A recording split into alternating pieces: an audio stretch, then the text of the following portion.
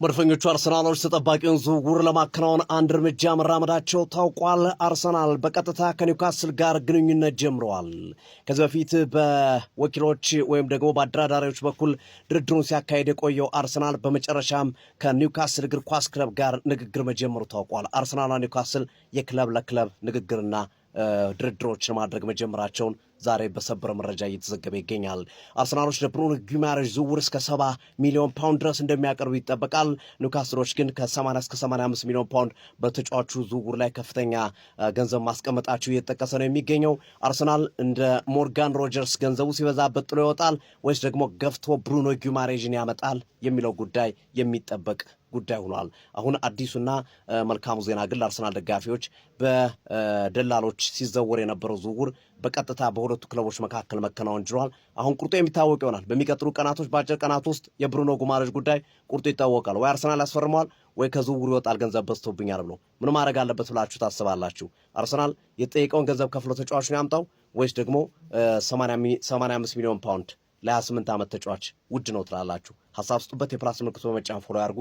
ይህ ትርታ ሲዲ ስፖርት ነው። መልካም ቀን። እንዲህ አይነት ሰበር መረጃ ሲኖር ከተፍ ነው ምለው የፈጠነ ማለት ነው። ጀምአው ብሩኖ ጊማሬሽን እንግዲህ ለማስፈረም አርሰናል ቀጥተኛ ንግግር ከክለቡ ጋር መጀመሩ እንግዲህ አሁን ኮንፈርም ተደርጓል። ጀምአው የምሬ ነው ምላችሁ እንኳን ደስ አላችሁ። ከየትኛውም ተጫዋች በላይ በአርሰናል ቤት ፈርሞ ላየው የሚፈልገውና ወሳኝ ሚና በአርሰናል ቤትም ይኖረዋል ብዬ የምጠብቀው ተጫዋች ቢኖር ብሩኖ ጊማሬሽን ነው። ከየትኛውም ተጫዋች ነው ምላችሁ ቅድሚያ ሊሰጠው የሚገባው ብሩኖ ጊማሬሽ ነው። ታዲያ ይሄን መሆኑን ተከትሎም አርሰናል ቀጥታ ከኒውካስል ጋር ንግግር ዛሬ ጀምረዋል።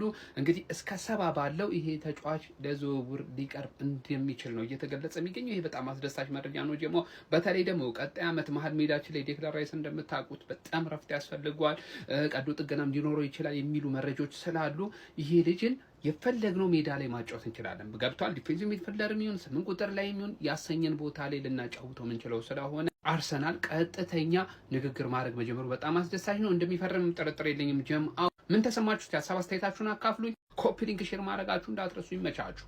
በዊሊያም ሰሊባ ጉዳት ዙሪያ አዲስ መረጃ ወጥቷል።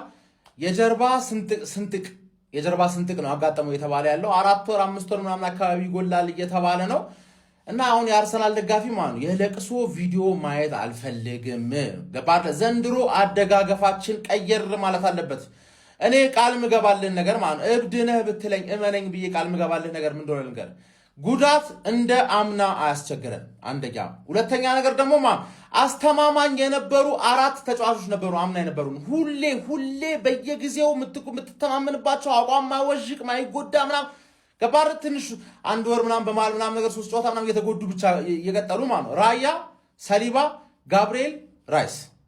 አሁን ራይስና ሰሊባን እናጣለን እየተባለ ነው። ሰርጀሪ ያስፈልገዋል እየተባለ ነው።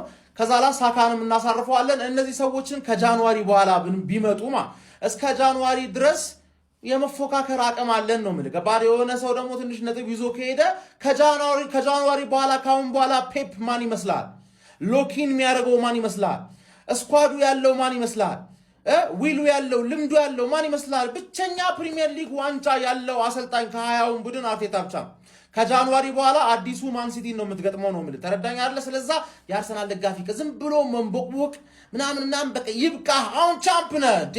ደረት ነፋርክ ገባርለ ሜ 30 ላይ ሜ 21 ላይ ከሜ በኋላ ነው ማን ዋንጫ እንደሚበላ የሚታወቀው። እስከዛ ድረስ ሰከን ማለት አለበት። ገባር ሰከን ማለት አለበት።